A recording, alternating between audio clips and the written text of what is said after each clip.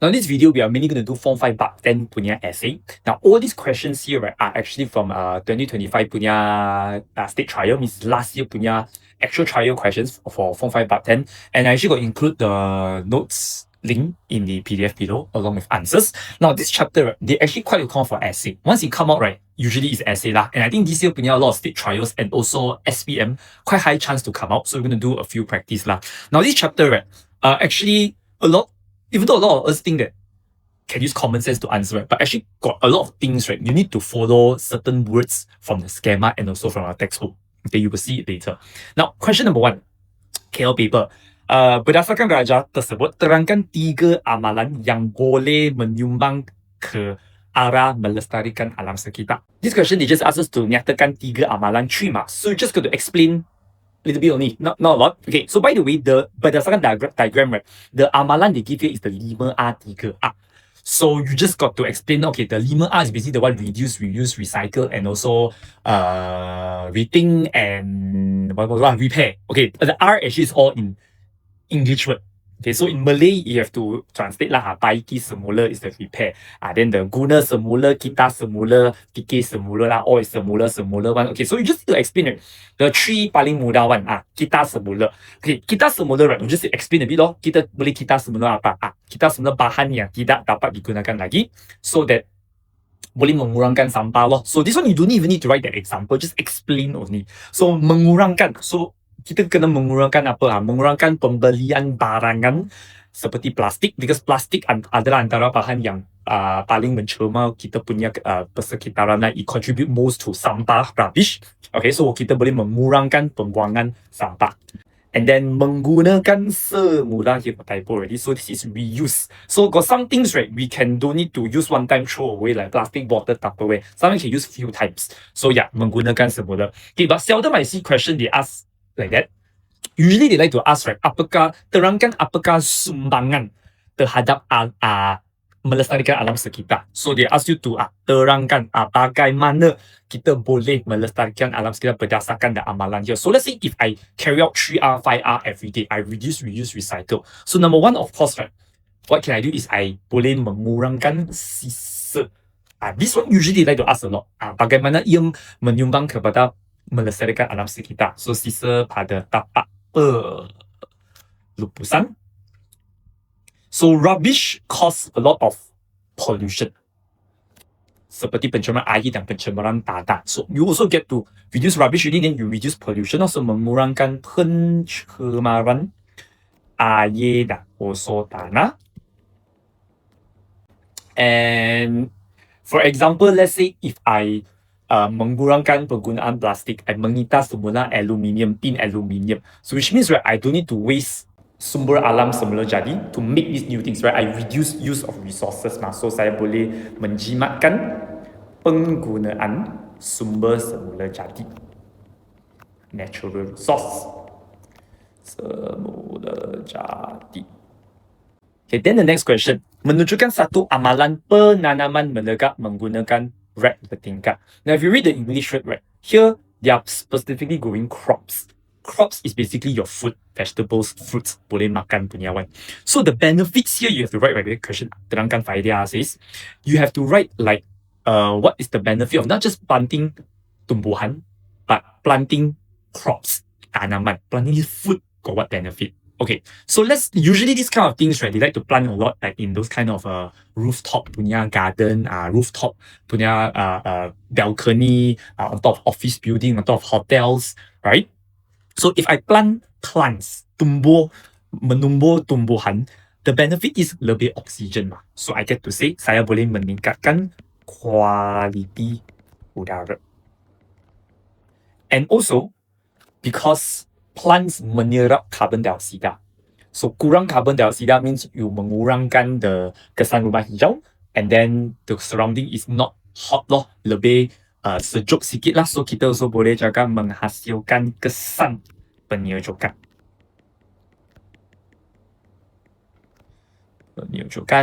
And then also boleh mengurangkan kesan rumah hijau.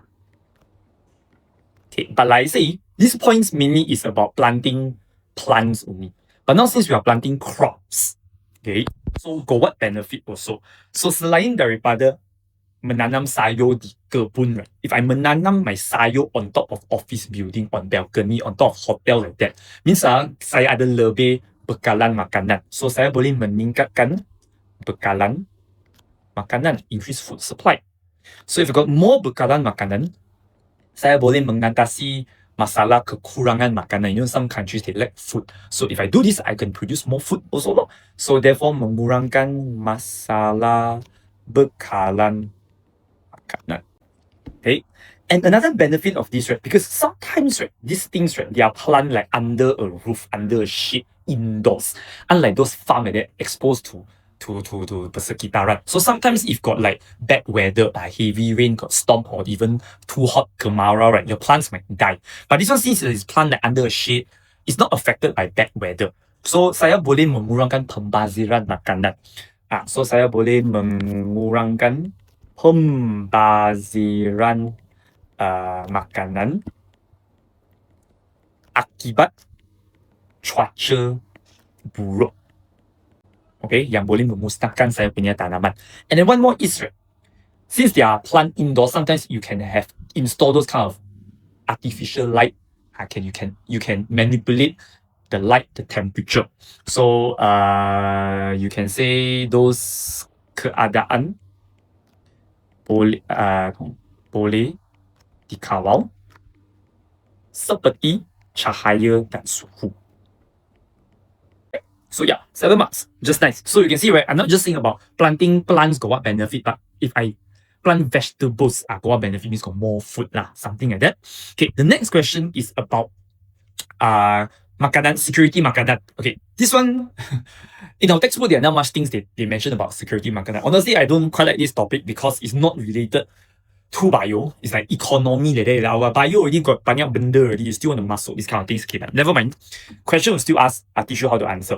Now, huraikan dua komponen security makanan yang perlu dititik beratkan oleh pihak yang bertanggungjawab bagi mengatasi masalah tersebut. Now, in our textbook, terdapat 4 komponen security makanan. So, to menjaminkan kita punya makanan adalah selamat. Means what security makanan means, right, how your country can make sure everybody got food.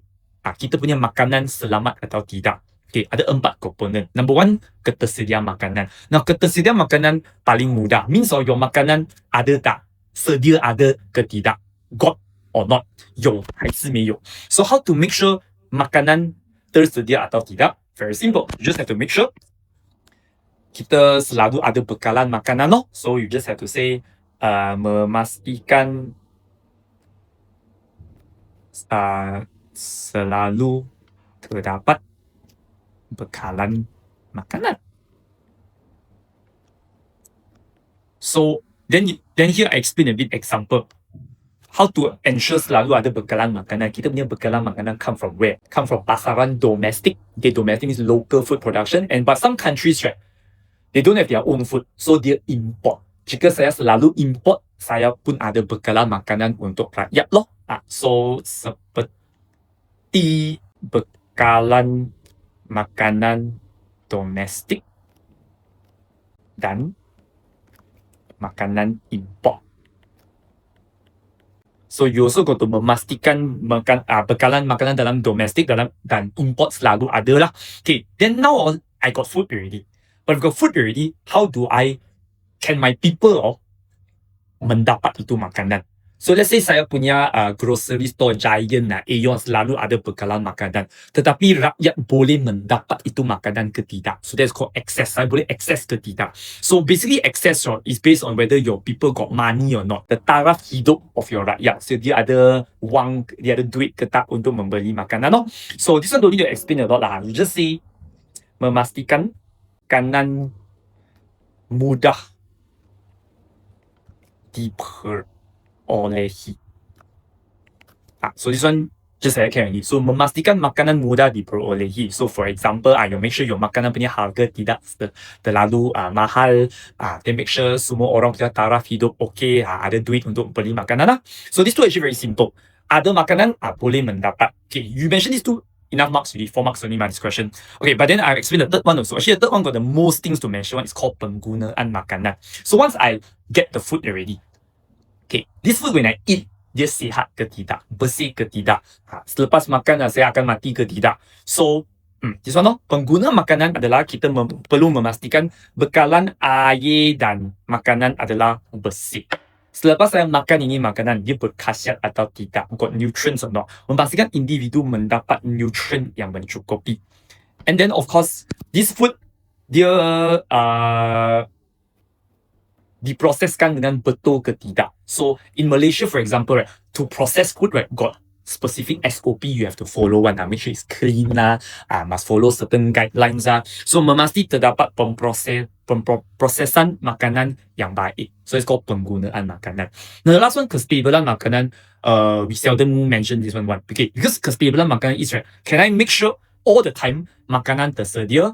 Semua orang boleh mendapat makan. Can I make sure all the time, right, kita dapat punya makanan is bersih. So that's why this one is just memastikan terdapat akses kepada makanan berkhasiat pada setiap masa. So every day also can like that, or just maybe once in a while only, or 1 week once only, no, right? So every day also we got food, we got clean food, we got healthy food. Okay? So that's kestabilan makanan. Then this one is about bangunan hijau, which later we will do one question about this, a better question. So this one I skip first, later first. Okay, this question I will skip. Okay, I straight come to this one, which is last year punya Malacca paper. Okay, this question, they ask about teknologi hijau.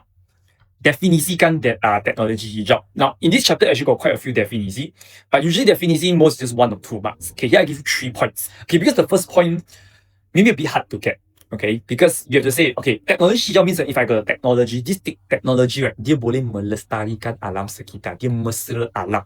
So dia diklasifikasikan sebagai teknologi hijau. But what does that mean? Okay, teknologi hijau adalah produk, peralatan atau sistem. Okay, why I say this one a bit hard to get? Because you must write 3 words.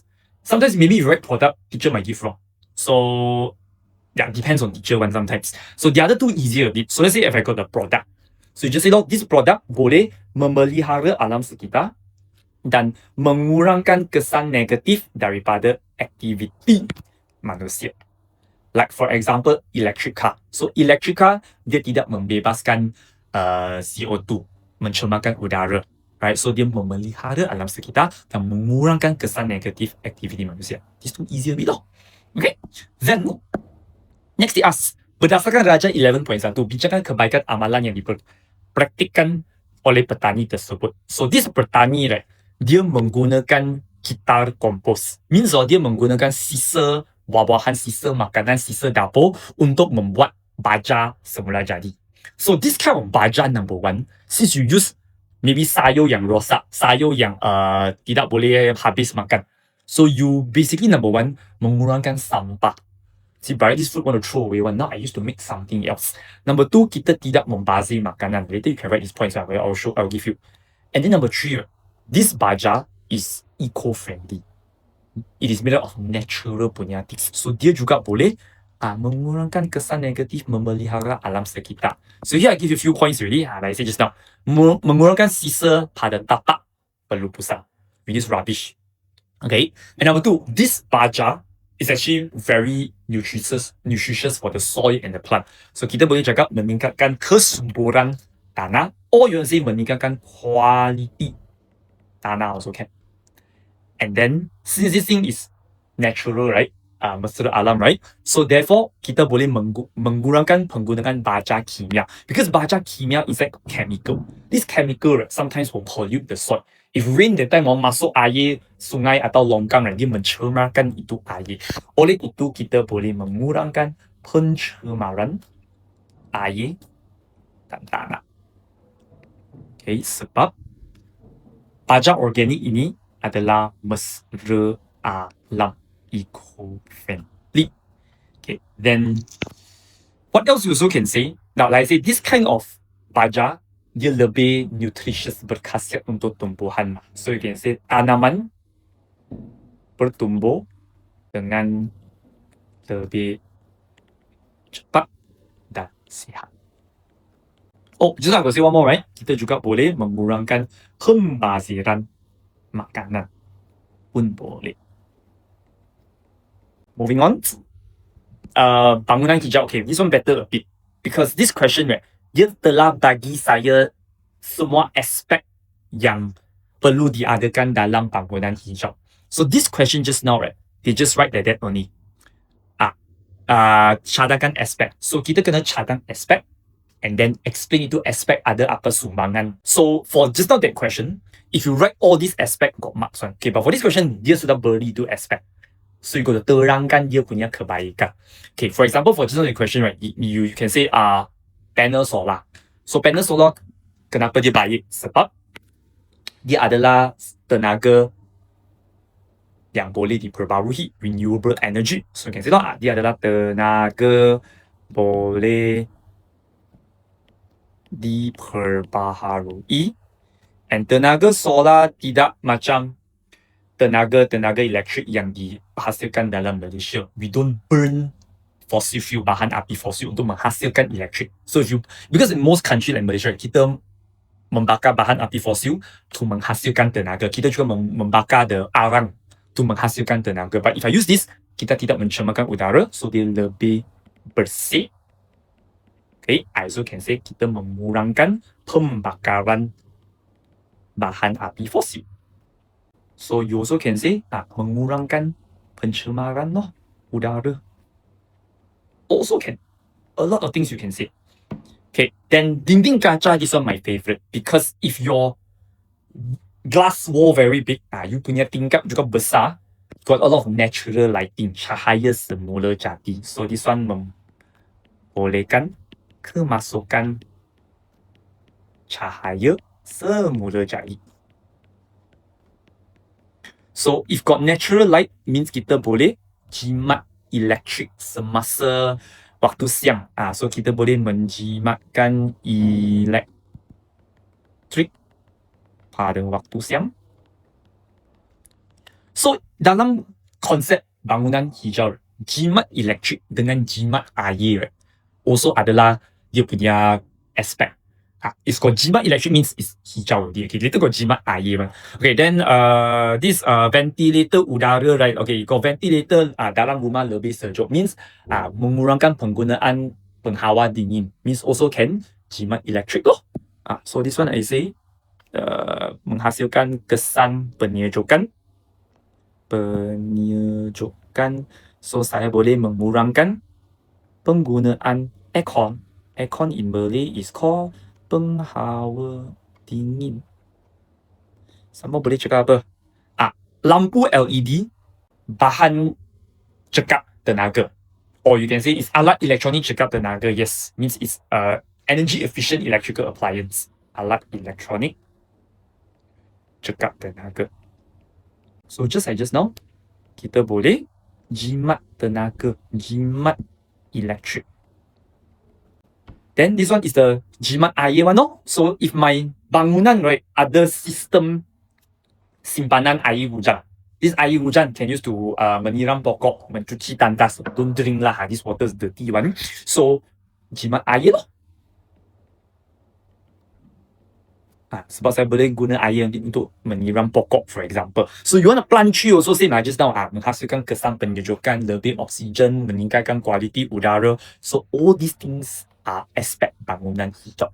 So for just now that question, you just need to write the aspect baru explain. This one straight away explain because they give you the aspect already. Okay, it's very easy one. Okay, and next got sekuriti makanan again. This time they ask peranan yang boleh dimainkan oleh pengusaha kantin sekolah untuk memenuhi tanggungjawab dalam menjayakan sekuriti makanan. So ketersediaan makanan very simple. Just have to make sure your canteen everyday got food loh. Tersedia loh. So memastikan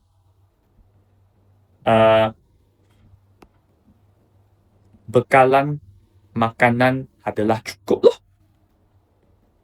Next, how to make sure every student also can access to food. So you can say mengawal harga makanan loh. So you can write long access means memastikan the makanan mudah diperolehi. So I give one example seperti mengawal harga makanan. And then penggunaan makanan, so I'm just going to copy back from just now, like exactly the same. Make sure makanan ada nutrient yang cukup, bersih, pemprosesan makanan yang betul lah. So this one, a lot of things you can write on.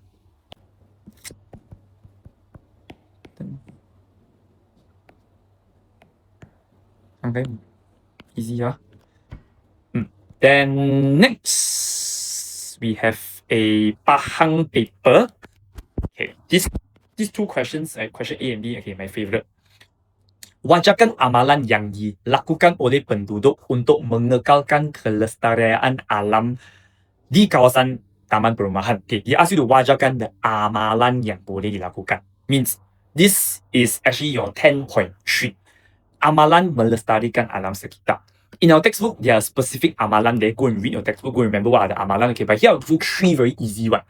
Now, after you mention the contoh amalan already, right, you need to terangkan bagaimana amalan ini boleh melestarikan, boleh menyumbang kepada kelestarian alam sekitar. So number 1 is, can I type here a bit lah, because a lot of words don't write already.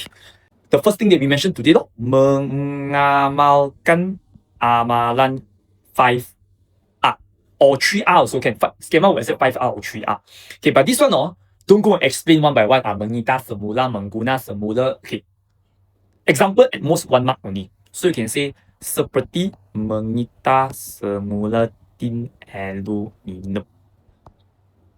So you write 1 example can already, but the main thing is then after that dia punya sumbangan. Jika saya kita semula, jika saya mengguna semula, mengurang apa dia punya sumbangan?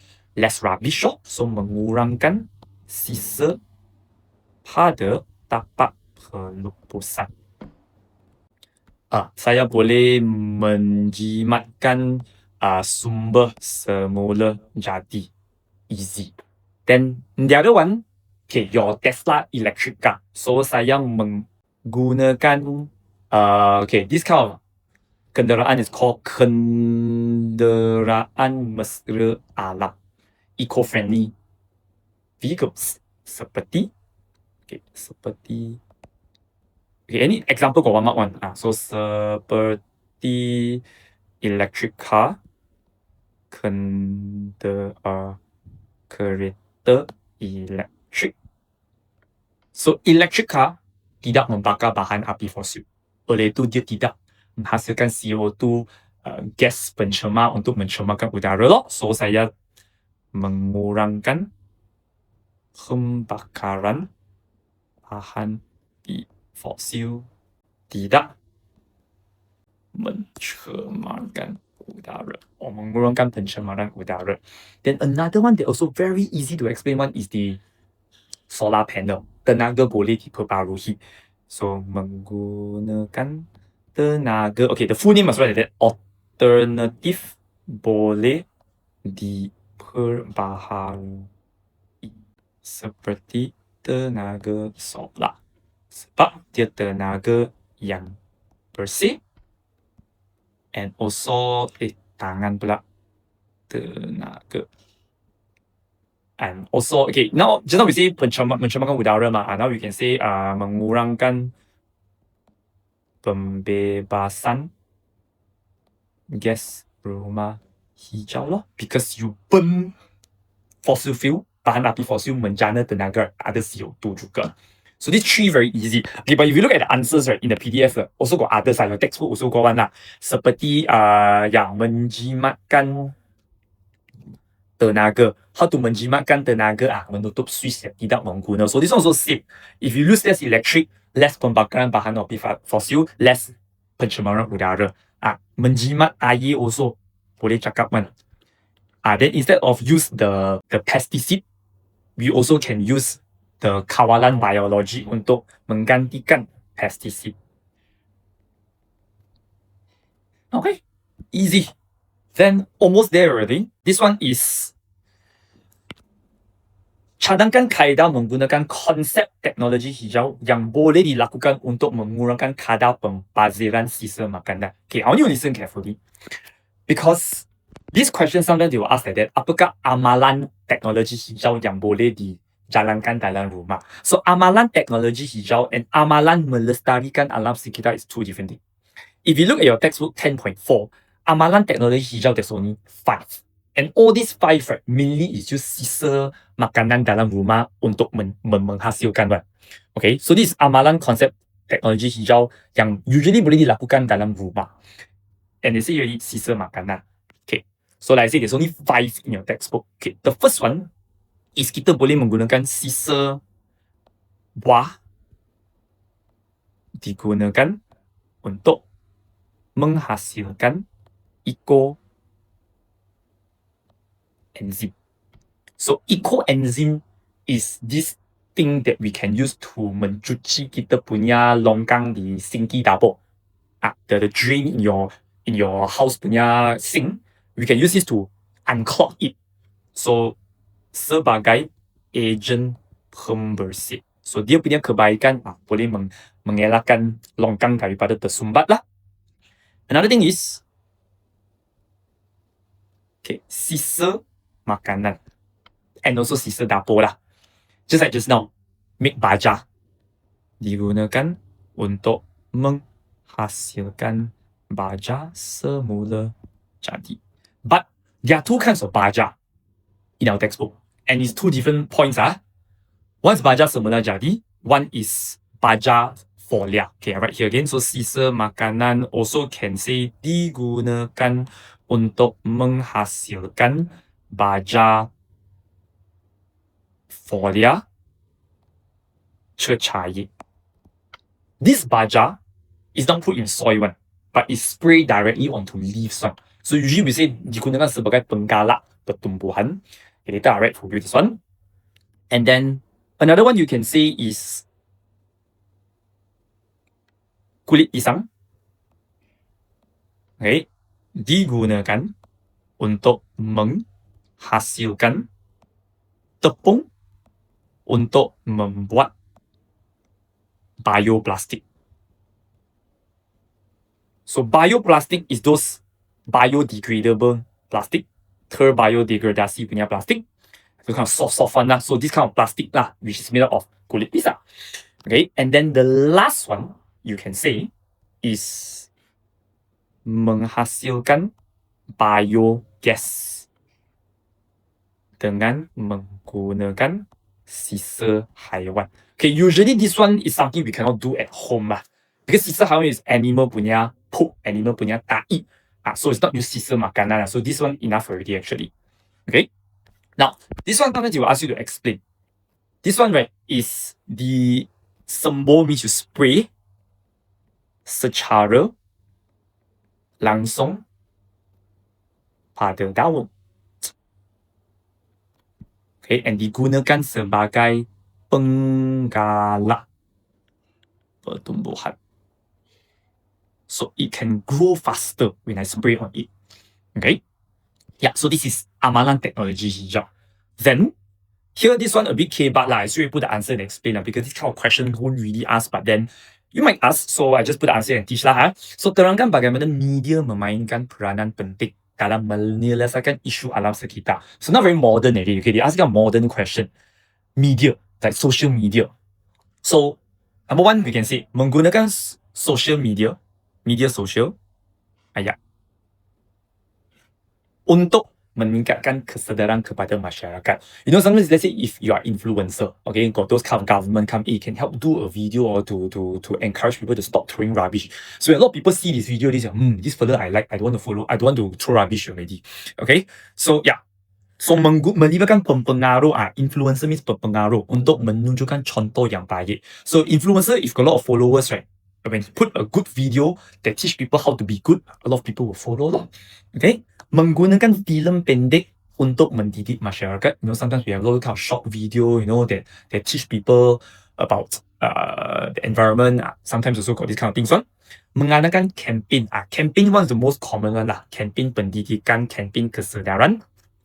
Okay, and then sometimes we can use social media, right, to have like those kind of activity. We announce, like let's say those influencer, we say can do like those kind of video that say this week we're going to have gotong royong in what area, then maybe a lot of people will show up.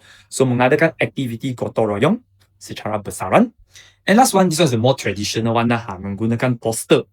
Like something you do in school and create a poster yang mengiklankan kepentingan memelihara persekitaran. Okay, The final question is more like Pencemaran air. Okay, this is Selangor paper. I will just do these two last already. Kesan pembinaan kilang tersebut terhadap ekosistem. Okay, if you see this kilang is near a river. So, number one, dia akan mencemar sungai. Other than that, kilang also akan mencemar udara. So, you can talk about two things over here. Okay, number one, we talk about the pencemar udara first. So, you can say kilang dia membebaskan a lot of pencemaran, like say the sulfur dioxide and nitrogen oxide. So you can say yang menyebabkan pencemaran udara. Then you can say menyebabkan asid, hujan asid. If got hujan asid, air sungai menjadi asid. Then you can say ekosistem air terjejas. Okay. Then, other than that, you also can say kilang membebaskan bahan kimia dalam air yang menyebabkan hidupan akuatik mati. Okay. Other than kilang membebaskan bahan kimia, right? There's one more thing called pencemaran terma. Means dia membebaskan air panas ke dalam air. So, okay, you can write this also. Kilang juga membebaskan air panas ke dalam air. So this is called pencemaran terma berlaku. Means the suhu air meningkat. Apabila suhu air meningkat, ikan akan mati. Sebab the proses biokimia ikan terjejas. Biokimia means your chemical reaction. So the body reaction cannot occur properly already. And then usually when fish die, the bacteria menguraikannya. Oxygen mengurang. So this is called tahap BOD mengurang. Tahap BOD increase means oxygen kurang. It's always the opposite one. So you also can say that. Okay? So these are the things you can explain. Then this one a bit kebab. Bagaimana kualiti air boleh ditingkatkan? Means how to mengatasi masalah pencemaran air sungai. Now, 4 marks only. Number one, the kilang itself is the problem, right? So you can say, if let's say you are government, so kita mengurangkan pembinaan kilang berhampiran sungai. Number two, sometimes the kilang already there. You cannot just demolish it. So we come up with a law. So you can say mengawal bahan kimia yang dilepasi oleh kilang ke dalam sungai. So you use law to control. Every day 1 liter only, more than 1 liter saman. Then the air panas. Okay, some factories, some those kind of station jana kuasa, sure got air panas, right? So what you're going to do is let the water cool down. Now means you can say merawat the air first. Merawat air panas sebelum dibebaskan ke dalam sungai. And then when this kind of question, right, how to overcome mengatasi one, right, you always can use campaign kesedaran, campaign pendidikan. Mengadakan campaign pendidikan dan awareness is kesedaran tentang pencemaran sungai. 4 marks, just nice. Okay, so this one I will do these two only because this green technology definitely just now sudah cakap. Then this one green building one bangunan hijau just now also we mentioned already, right? So like I say, the remaining questions that I didn't do, this PDF along with the answers already in the description below. Okay, so good luck for your exam. See you guys soon.